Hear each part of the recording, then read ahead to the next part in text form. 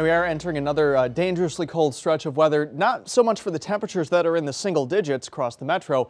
It's all about these winds, and we have more strong northwest winds gusting 30 to 35 miles an hour this morning and through this afternoon. So it feels like 14 below in Gretna, 15 below Fremont and at Epley, 18 below in Blair and Council Bluffs.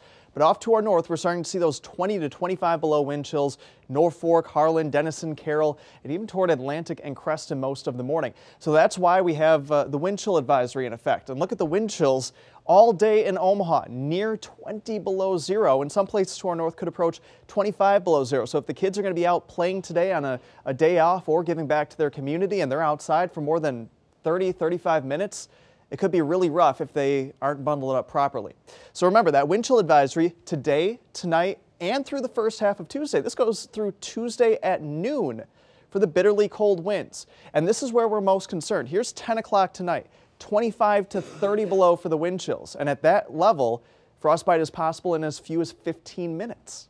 Same goes early tomorrow morning. Yeah, it's going to be dangerously cold to start Tuesday, but by tomorrow afternoon, those wind chills still below zero, but a little bit closer to that zero number.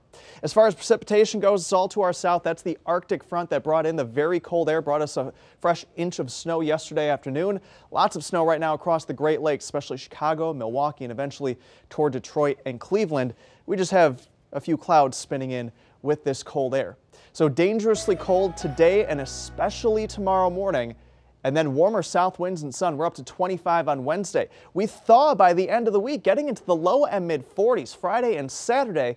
But keep an eye out on Sunday. It looks like a more organized storm system is coming across the plains, and it could give us another round of accumulating snow.